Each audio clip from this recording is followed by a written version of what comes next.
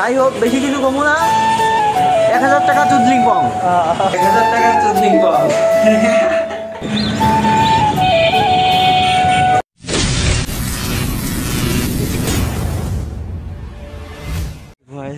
আসসালামু আলাইকুম, welcome my another blog. তো আজকের ব্লগ কি নিয়ে দেখতে থাকুন, বুঝতে থাকুন, তারপরে কথা বলুন। এখন বাজতেছে হইল রাত 9টা, আর এখন যাইতে হচ্ছে শহরে। মানে কি বলবো, এই ঠান্ডার মধ্যে মানে কি বলার কিছু নাই। অস্তু কল দিছে কিছুক্ষণ আগে, ও তো ফোন নিয়ে মানে যে আজ কয়েকটা দিন ভুগতেছে, কয়েকটা দিন বলতে 2 দিন। কালকে একটা ঘটনা হয়েছে কি আপনাদের বলি আমি। হ্যাঁ, ও হচ্ছে ফোন নিয়ে গেছে সারানোর জন্য। তোর ফোন মানে যে মিস্ত্রির কাছে দিছে না, সে বলছে কি তোমার ফোনের মাদারবোর্ড গেছে গা, এখন 2000 টাকা লাগবে সারতে। তো বললো কি যে মানে ও আমাকে বলতিছে যে আমি ভাবতেছি আমি এখন কি করব, 2000 টাকা দিয়ে ফোন সারবো নাকি আর একটা কিনবো। তো এটা ভাবনা চিন্তা করার পরে বলে কি যে আচ্ছা আপনি ফোন আবার সেটিং করে দেন, আমি নিয়ে যাই, আমি অন্য এক সময় আসবো নি আবার। তো এটা বলে ফোন নিয়ে নিছে। নেওয়ার পরে দোকান থেকে বের হয়ে পাওয়ার বাটন টিপ দিছে, আর ফোন অন হয়ে গেছে গা, একদম আগের মতো ফ্রেশ। গেল গা 2000 টাকা, হাল্লা বাসাই দিছে, 2000 টাকা গেল গা, মানে বাইচা গেল। যদি অবশ্য ওই মিস্ত্রি অনেকবার বলছিল যে তোমার ফোন হচ্ছে রাইখা যাও, আমরা ভালো করে ঠিক করে রাখবো নি, তুমি যাও। তো আবার বলে কি না যে আমি সারবো না, আমি বৈশা থাইকা সারে নিয়ে যাবো নি। তো এটা বলে হচ্ছে ও রাইখা আসছিল। তো দোকান থেকে বের হইছে, পার বাটনে টিপ দিছে, আর অন হয়ে গেছে ফোন, 2000 টাকা বেঁচে গেল। তো কালকে আনার পর আজকে সারাদিনও চালাইছে, চালানোর পর সন্ধ্যার দিকে আবার একই অবস্থা। মানে কি বলবো, ফোন নিয়েও আর এখন বড় বিপদে। এখন কল দিয়ে বলতেছে আমি শহরে আসছি, তুমি আসো, তারপর একবারে সারাইতে দিব। কি হইলো, এর আগে আর কিছু বলতাম না।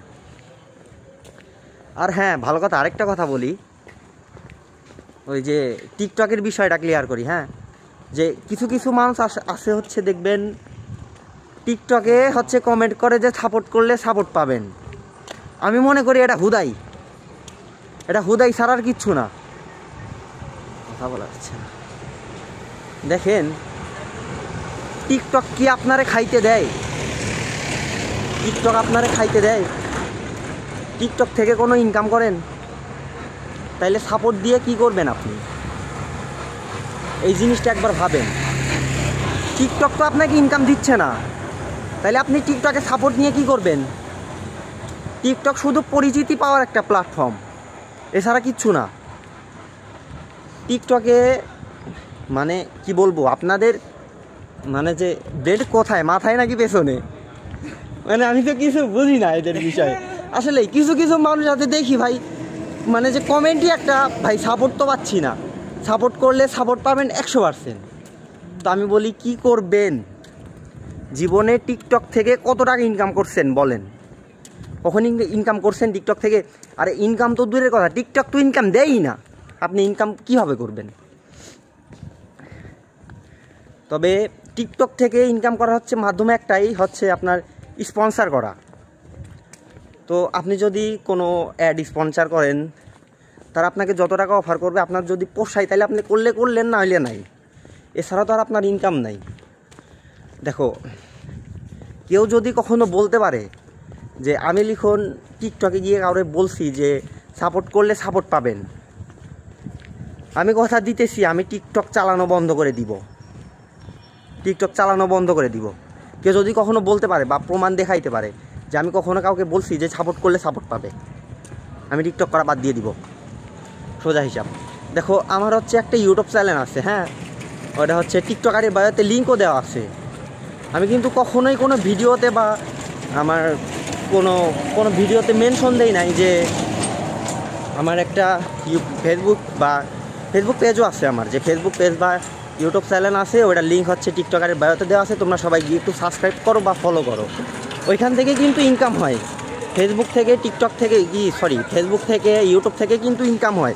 আমি কিন্তু তাও বলি নাই যে আমার হচ্ছে একটা ইউটিউব চ্যানেল আছে তোমরা সাবস্ক্রাইব করো, বা আমার একটা ফেসবুক পেজ আছে তোমরা ফলো করো। হুদাই এগুলার কিন্তু মানে যে যদি আমি আগাইতে পারি তাহলে আমি এমনিতেই আগাবো। কারো পা চাইটে ওঠার দরকার নাই, বা কাউরে বলার দরকার নাই যে তুমি হচ্ছে আমার চ্যানেলটা সাবস্ক্রাইব করে দাও। যদি আমার ভিডিও অনেক মানুষ কিন্তু ইউটিউব চালায়, আমি মনে করি কি মনে করি না, আমি দেখি যে আমার টিকটকের থেকে আমার ইউটিউবে ভিউ বেশি, আমার টিকটকের থেকে আমার ইউটিউবে ভিউ বেশি। কিন্তু টিকটকে পরিচিতি সবচেয়ে বেশি পাওয়া যায়। কিন্তু আমি কিন্তু কখনোই বলি নাই যে আমার হচ্ছে একটা ইউটিউব চ্যানেল আছে তোমরা একটু সাবস্ক্রাইব করো, কখনোই বলি নাই, কখনো প্রয়োজনই মনে করি নাই। হুদাই আমি কি করবো, আমার তো এখন কোনো ইনকাম আসতেছে না। আমি যতটুকু পারবো আমি ততটুকুই করব, তাই না? তো বলি কি এসব হচ্ছে তোমার আজাইরা করা বাদ দাও। যতটুকু তোমার হচ্ছে ততটুকু সন্তুষ্ট থাকো, বুঝাইতে পারছি? যতটুকু তোমার হচ্ছে তুমি ততটুকু নিয়েই সন্তুষ্ট থাকো। হুদাই কারোর কমেন্টে গিয়ে তো বলার দরকার নাই যে সাপোর্ট করো, তুমি তো আর ইনকাম করতেছো না, তাই না? হুদাই এগুলা করে তাহলে লাভ কি? আমি মনে করি আপাতত কোনো লাভই নাই। বললাম না যে এদের যারা এই কাজগুলা করে, হ্যাঁ তাদের তো ব্রেন মাথায় নাই, ব্রেন তো পেছনে।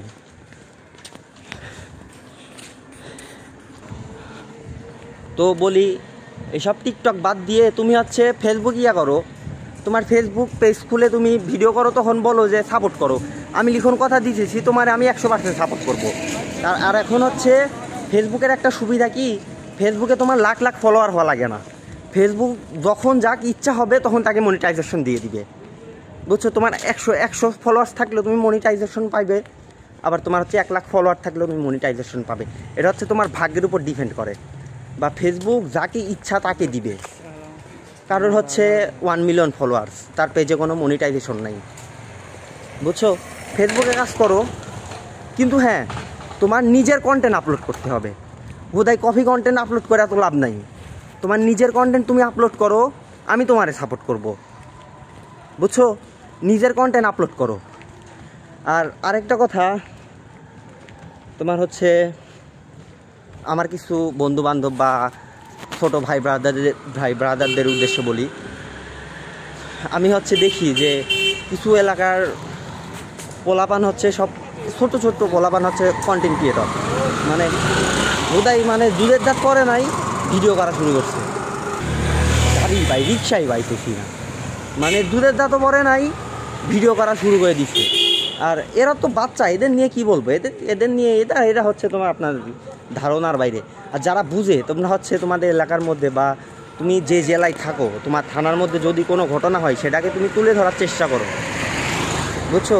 সব সময় হচ্ছে গ্যাংস্টার কন্টেন্ট দিলে হয় না, কিছু সময় প্রতিবাদী কন্টেন্টও ক্রিয়েট করতে হয়। কন্টেন্ট ক্রিয়েটর হইলে তোমার সব ধরনের ভিডিওই দিতে হবে, তুমি সব ধরনের ভিডিওই দাও। এই যে কিছুদিন আগে হচ্ছে পাবনা সদর থানার এই যে জীবন হত্যার কাহিনী, এটা নিয়ে কিন্তু কেউ কথা বলে নাই। ওই এলাকায় হাজার না, ওই এলাকায় অনেক কন্টেন্ট ক্রিয়েটর আছে, কিন্তু এই ঘটনা নিয়ে কেউ কোনো কথা বলে নাই। কেন? তোমরা কি শুধু গ্যাংস্টার কন্টেন্টই বানাইতে পারো, আর কিছু পারো না? যোগ্যতা নাই? কথা বলো। তুমি যেহেতু ভিডিও বানাও, তুমি হচ্ছে ভয়েস ভিডিও আপলোড করো, তাহলে তুমি এটা নিয়ে দুইটা কথা বলো। যেহেতু এই বিষয়টা হচ্ছে মিডিয়া পর্যন্ত গিয়েছে, প্রশাসন পর্যন্ত গিয়েছে, তাইলে অনলাইনে তো হচ্ছে নাইলে আমি জানলাম কই? এটা তো আমার বাসার পাশে না, তোমাদের বাসার পাশে, আমি জানলাম কই? তো তাইলে এই বিষয়টা নিয়ে যদি তোমরা কথা বলতে, তাইলে বিষয়টা বিস্তারিতভাবে আমি একটু ভালোভাবে বুঝতে পারতাম যে বিষয়টা আসলে হয়েছিল কি। আমি তো অনেক খোঁজ খবর নিয়ে পরে জানতে পারছি। তো তোমাদের এলাকার মধ্যে তোমাদের এলাকার মধ্যে কথাই যদি তোমরা বাহির না করো, তাহলে আমরা জানবো কীভাবে? দেশের মানুষ জানবে কীভাবে? এটা নিয়ে প্রতিবাদ মানুষ করবে কীভাবে? তো আমি বলি, কন্টেন্ট যদি ক্রিয়েট করো, সব রকমের কন্টেন্টই ক্রিয়েট করার চেষ্টা করো, বুঝছো? তোমার এলাকার মধ্যে কি হচ্ছে, বা সেটা যদি কোনোভাবে অনলাইনে প্রচার হয়, তাহলে তুমিও একটু করো। তোমার মাধ্যমে আমি জানতে পারতেছি, তোমার মাধ্যমে আমি জানতে পারলে আমিও দুইটা কথা বলতে পারতেছি, আমার মাধ্যমে আরও 2 জন জানতেছে, এতটুকুই, বুঝছো? তো ব্লগিং করতে থাকো। আগে ঠান্ডায় একদম শেষ, মানে কি বলবো, ঠান্ডা একদম জীবন যেমন বাইরে যাচ্ছে, কারণ যে বাতাস, মানে কিছু বলার নাই।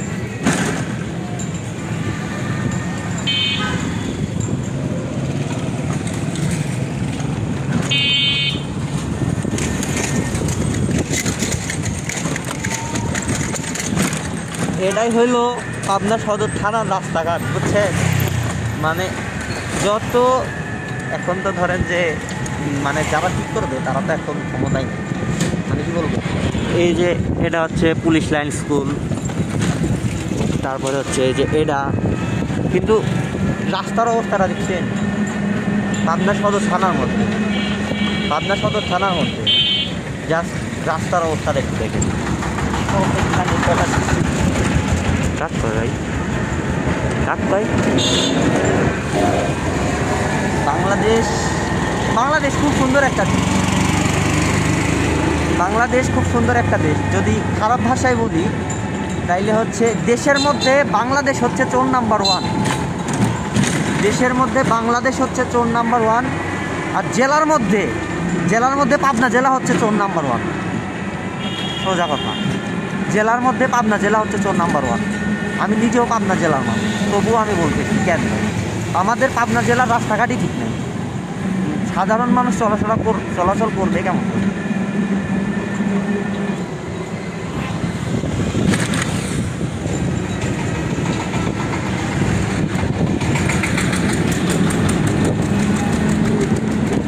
সাধারণ মানুষ চলাচল করবে কেমন করে যদি রাস্তাঘাটই ঠিক না থাকে?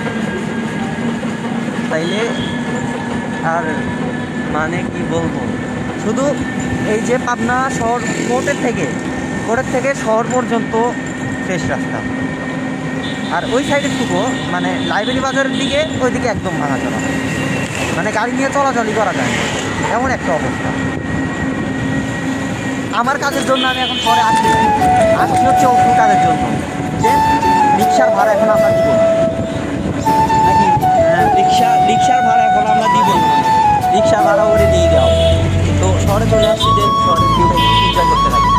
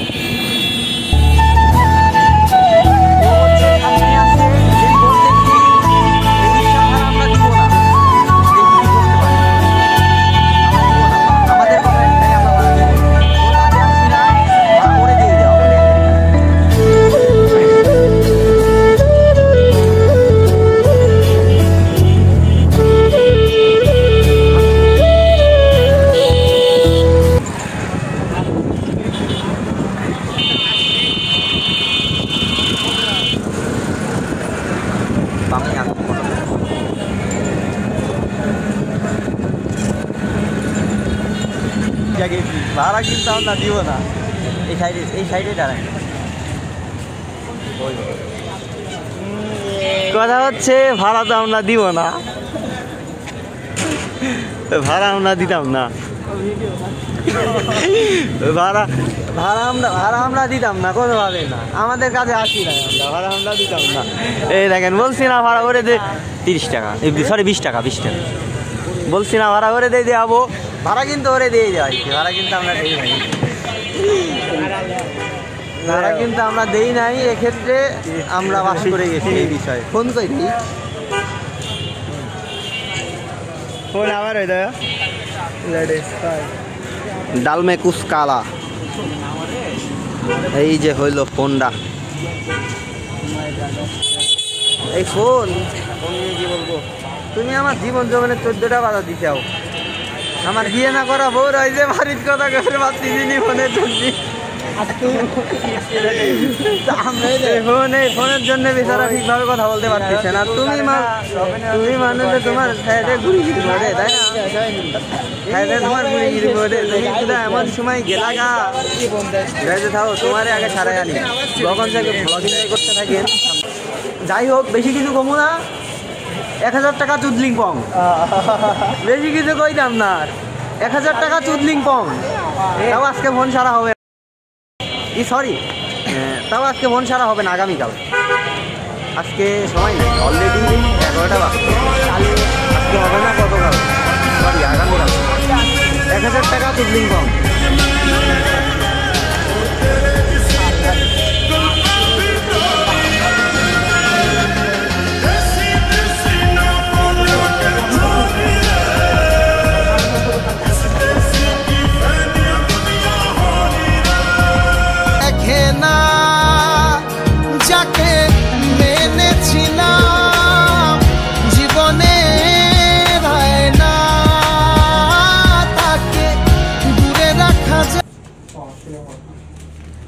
তাহলে হচ্ছে আমি তাহলে এই যে সামনের সপ্তাহে একটু বাসায় যেতে যাচ্ছি, অনেক খেয়ে যায় নাই তো এই সপ্তাহে, এই সপ্তাহে সারা শুক্রবারে ডিউটি। যাই হোক, সব শেষে চুদলিং পং, সব শেষে চুদলিং পং, 1000 টাকার চুদলিং পং, 1000 টাকার চুদলিং পং।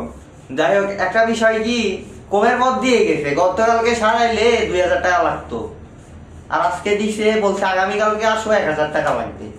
আর যদি প্রথমত সমস্যা হয়েছে হচ্ছে ফোনের র্যাম যদি চেঞ্জ করা লাগে তাহলে তো ওনারা হচ্ছে আমার নিছে, নাম্বার নিছে, কার্ড দিছে, ওরা হচ্ছে জানাবে। তো এখন আর কথা বলবো না, হসপিটালের মধ্যে বেশি কিছু বলবো না। 1000 টাকা চুদলিং কম, ফোনের বিষয়ে 1000 টাকা চুদলিং কম, তার কিছু হইল না।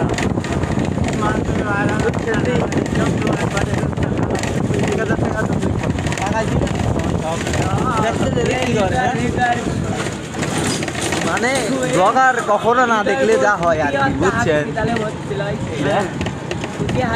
ও হৃদয়ের গার্লফ্রেন্ড নাকি হসপিটালে ভর্তি রয়েছে, হৃদয়ের গার্লফ্রেন্ড হসপিটালে ভর্তি রয়েছে, বুঝছেন? চলে এসেছি আমরা সেই সদরে আইছি।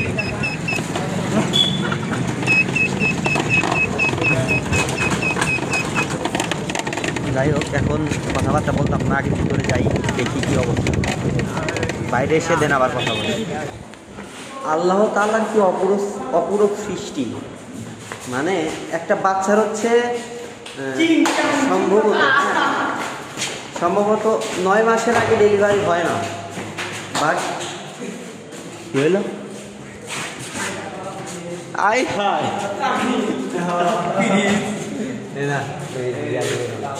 আমি হচ্ছে কিছু কথা বলি। সম্ভবত 9 মাসের আগে আপনার হচ্ছে ডেলিভারি হয় না। তো এখানে আজকে একটা বাচ্চা হয়েছে, বাচ্চাটা হয়েছে হচ্ছে 7 মাসে। তো তার পরিবার ভাবতেছিল কি বাচ্চাটা হচ্ছে মৃত বাচ্চা হবে, আর সেই জন্য তারা হচ্ছে মানে মৃত বাচ্চা হইলে ওই ফেলে দেওয়ার জন্য হচ্ছে বালতি ডিশ লাগে না, ওইগুলো নাকি তারা কিনে রেডি করছে। বাট বাচ্চাটা এখনো মারা যায়নি, বাচ্চাটা এখন বেঁচে আছে। দেখেন আল্লাহ চাইলে কি না করতে পারে। আলহামদুলিল্লাহ, আমরা কত ভালো আছি ভাই, সুবহানাল্লাহ, মানে কি সুন্দর সৃষ্টি আল্লাহ তাআলা। যাই হোক, ঠান্ডায় বর্তমান অবস্থা। তো আর এখন বাসায় যাইতেছি, এখন আর বেশি কথা বলতাম না, দেখা হবে নেক্সট কোনো ব্লগে। ততক্ষণ সবাই ভালো থাকবেন, সুস্থ থাকবেন, আল্লাহ হাফেজ।